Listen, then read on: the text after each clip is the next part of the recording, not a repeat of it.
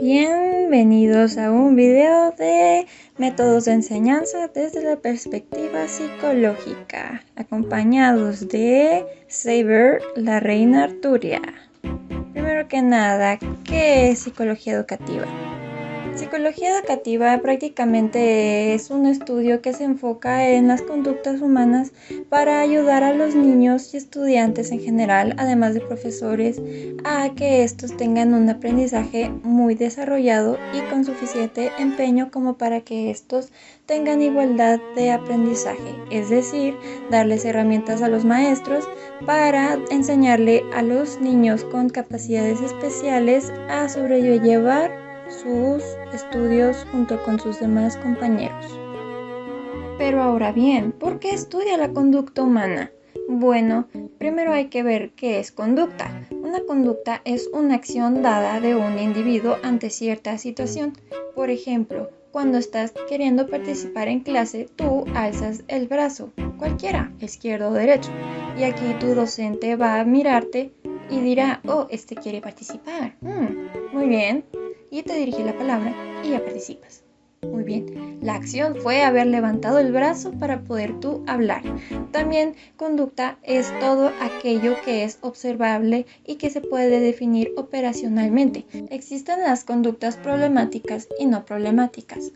Es importante que los docentes sepan reaccionar ante ciertas conductas de los niños. Por ejemplo, los berrinches que hagan porque no quieren hacer sus tareas o actividades en clase, o simplemente molestan a otros de sus compañeros. También una conducta que no sea problemática puede ser la conducta deseada, es decir, que cumpla con sus trabajos y tareas y se comporte bien durante la clase, viéndolo desde el ámbito educativo. Ahora bien, tú siendo un estudiante, si es que estás viendo este video, o también un profesor, no importa. Pero cuando uno va a la escuela, va a aprender. Entonces tú como estudiante aprendes mediante a un profesor. Este profesor se encarga de enseñarte todo lo que se corresponda, historia, español, matemáticas, ciencias o alguna materia en especial, como en los casos de los universitarios, que estudian distintas carreras. Ahora, conociendo esto, ¿qué es la enseñanza? En general hay muchos tipos de enseñanza, pero las básicas son desde la transmisión cultural, desde la mediación social, como sistema de relaciones e interacciones reguladas, la enseñanza como una secuencia metódica de acciones, también está la enseñanza y aprendizaje desde la práctica metódica de resultados abiertos. No olvidemos también los dos últimos puntos, que son la enseñanza, poder, autoridad y autonomía, y orientaciones de la enseñanza. A continuación explicaremos cada uno de ellos. En la enseñanza como acción intencional de transmisión cultural implica transmitir un conocimiento que uno ya tiene desarrollado y es capaz de hacerlo muy fácil. Un máster. Este máster ayuda al individuo a enseñarle. Por ejemplo, en el caso cultural de México, hay muchas distintas culturas en las que se tratan de bordados, tejer, cocinar, construir o hasta también en lo musical, tocar un instrumento, violín, piano, entre otros. Entonces aquí la funcionalidad del máster, o sea el maestro, es transmitir el conocimiento que él ya había adquirido a su nuevo estudiante. Por ejemplo, un padre que es un experto pianista y su hijo no, este le va a enseñar todas las cosas básicas para tocar un piano, desde las notas musicales, cómo leer las notas musicales, cómo acomodar las manos en el piano y para qué sirve cada pedal. También puede servir para otro tipo de tarea o enseñanza. Por ejemplo, alguna madre que se dedique a bordar blusas, cobijas. Estas queridas mamis le van a enseñar a sus hijas o hijos cómo bordar una blusa, una cobija, para que este aprendizaje se vaya pasando de generación en generación si así lo desea la familia. En la enseñanza como mediación social y pedagógica prácticamente es un poquito similar a la anterior, solamente que esta es respetando la cultura de cada persona. Por ejemplo, si un coreano decide venirse a iniciar una nueva vida aquí en México sin tener conocimiento, conocerá a alguien y tendrá tendrá un hijo. Ese hijo va a tener culturas mexicanas y culturas coreanas. Estas culturas coreanas se tienen que ver respetadas por las demás personas que le rodean a este individuo. Entonces, estas características coreanas, ya sea como el aprendizaje, cultura de cómo comen, cuál es la comida, cómo desarrollan ciertas fórmulas matemáticas o cómo hacen las tradiciones de fiestas festivas, se tienen que ver también respetadas por las demás personas y viceversa. En la enseñanza como sistema de relaciones e interacciones reguladas es prácticamente una obra de teatro. Tiene que ver alguien que enseña, alguien que acepta participar, una materia y un ambiente. Es decir, alguien que enseña. El director, el guionista, que les está diciendo a sus actores qué es lo que tienen que decir, cómo se van a mover, qué expresiones van a darle al público. Una materia de el título de la obra, Cenicienta o Blancanieves y los 7 enanitos. Y un ambiente, pues prácticamente sería la escena, donde todo el público verá todo. Lo mismo pasa en una escuela o en el trabajo. Siempre va a haber alguien que puede liderar para ayudar a estas personas a seguir adelante y no trabarse en alguna acción. Por ejemplo, alguien que no sepa usar la computadora, se va a encargar de enseñarle cómo usar la computadora para poder seguir viendo la materia. La materia puede llevar videos, imágenes, presentaciones PowerPoint que el docente va a presentarle. El ambiente sería el salón de clases. Entonces, en resumen, aquí debe de haber alguien que enseña, alguien que acepta participar, una materia y un ambiente. Estos son los puntos característicos de este tipo de enseñanza.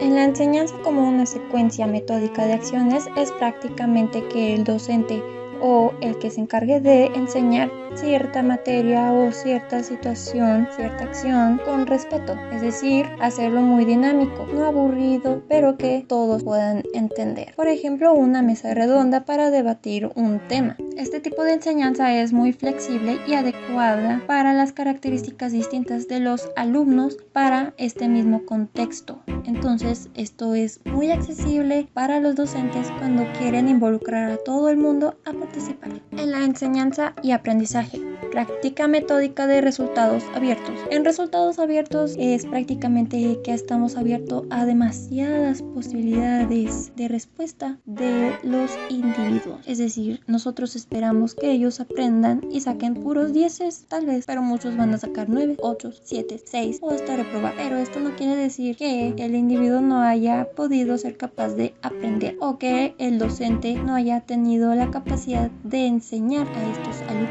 Muchas veces puede influir la manera en que el docente explica la clase, cómo es la dinámica de la clase, cómo la presenta, cómo es su habla y su comportamiento y actitud ante el salón de clases. Muchos de estos factores pueden influir en la enseñanza de alumno y docente. Por eso es importante que este aprendizaje sea recíproco. En la enseñanza, poder, autoridad y autonomía es que quienes estén a cargo de enseñar a las demás personas tienen que tener la firmeza de que tienen altamente conocimiento acerca de ciertos temas, y si no, se tiene que poner a estudiar, leer y practicar, porque qué caso tiene que un docente esté enseñando en clases si él ni siquiera sabe qué es lo que está diciendo. Es muy importante leer, aunque para ustedes sea aburrido leer, es importante leer, por favor lean. Ok, seriedad, seriedad, seriedad.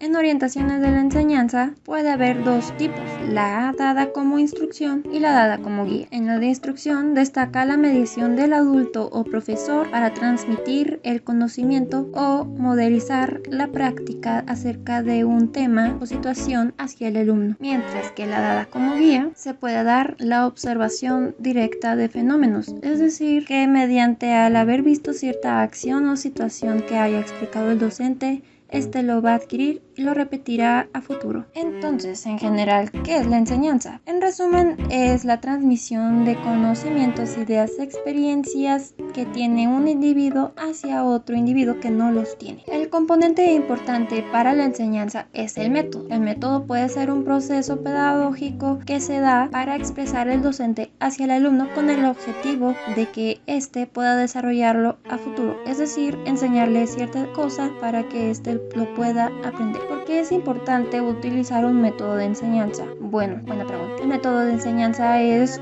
un medio muy principal, muy didáctico para el proceso de enseñanza-aprendizaje, y este se puede desarrollar en objetivos, contenidos, métodos, formas, medios y finalmente la evaluación. Con los objetivos es muy simple para los docentes, aunque muy difícil de lograrlo, ya que en el objetivo es prácticamente a la meta ganadora que quiere llegar el docente con ayuda de los alumnos. Por ejemplo, cuando un maestro te explica la materia, siempre te da la presentación, te dice qué es lo que va a llevar la materia y qué es lo que habrás aprendido de esta materia. El objetivo principal entonces es de que tú hayas adquirido conocimientos de todo lo que viste de esta materia. El contenido es todo aquello que se le va a transmitir al alumno, toda la información que vaya a exponer el docente a lo largo del semestre, en el caso de los profesores en general. Con el contenido es prácticamente todo aquello que el docente o el que está enseñando transmita hacia el estudiante, es decir, por ejemplo, las definiciones de ciertas cosas, cómo proceden ciertas cosas,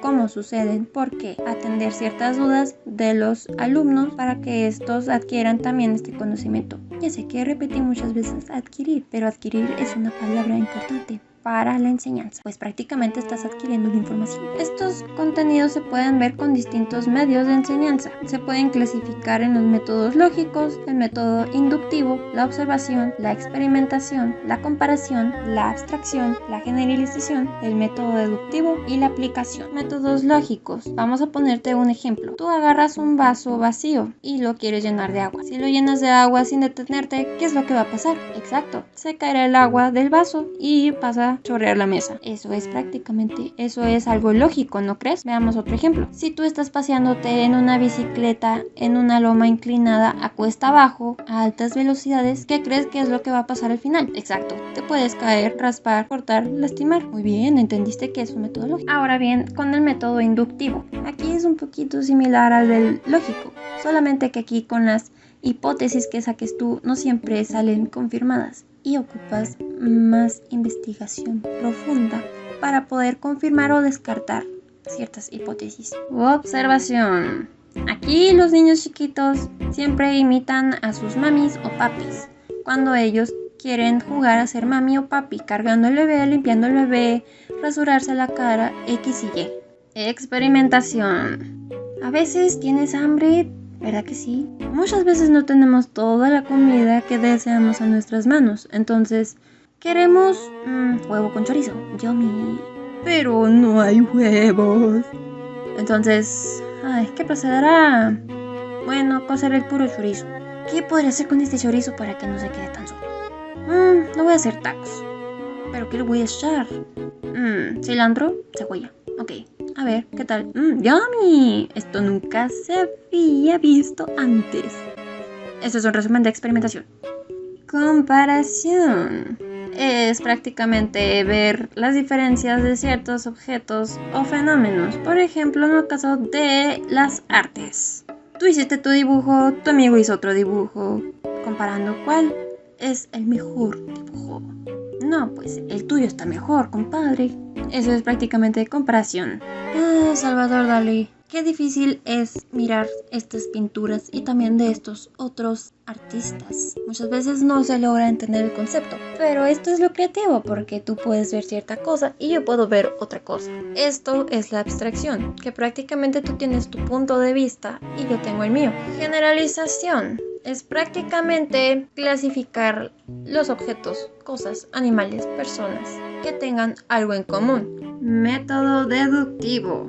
La misma palabra deducción es poderte anticipar ante ciertas situaciones y ciertas acciones. Predecir lo que va a pasar de manera general ante ciertas situaciones. Por ejemplo, vemos a una persona que está hincada en el piso llorando. Podemos inferir que se ha golpeado, pero realmente esta persona simplemente pudo haber llorado porque se le perdió el teléfono. Aplicación. Por ejemplo, los barberos. No es simplemente agarrar una máquina y cortar el cabello. Puedes trasquilar al cliente. Este se enojará, te dirá de cosas, se largará. Para haber cortado un cabello perfecto, se tiene que llevar una teoría. Una teoría que tú vas a aplicar más adelante. Por ejemplo, se le enseñaron los grados en los que se tienen que agarrar la peineta para desvanecer de un número a otro y cómo cortar con las tijeras y cómo se limpia y usa la máquina de cortar. Ya aprendido esto, trabajarás y demostrarás al público tus habilidades para cortar el cabello. Uno de los métodos interesantes que utilizan los docentes para sus estudiantes es la taxonomía de Bloom. La taxonomía de Bloom es una herramienta que utilizan los mismos docentes para su diseño de su clase. Es decir, aplicar esta taxonomía a los estudiantes para confirmar o descartar que este estudiante haya adquirido las habilidades. Existen dos versiones, la que realizó Bloom y la taxonomía revisada de Bloom, que fue revisada por su antiguo estudiante Lauren Anderson en los años 90. Originalmente la taxonomía de Bloom contenía la evaluación, síntesis, análisis, aplicación, comprensión y conocimiento, pero con la taxonomía revisada se cambiaron ciertos conceptos, pero es prácticamente lo mismo, que serían crear, evaluar, analizar, aplicar, comprender y recordar. La taxonomía de Bloom la podemos ver prácticamente como la aplicación, anteriormente ya explicada. Pero ¿quién es Benjamin Bloom? Benjamin Bloom fue un influyente psicológico y pedagógico estadounidense que hizo contribuciones muy importantes a lo largo de su época. Tan importante fue este impacto que se volvió a revisar esta taxonomía por su estudiante anteriormente mencionado, Lauren Anderson, en los 90. Lauren trató de que esta taxonomía ahora sea influida por las nuevas TICs, es decir, las nuevas tecnologías.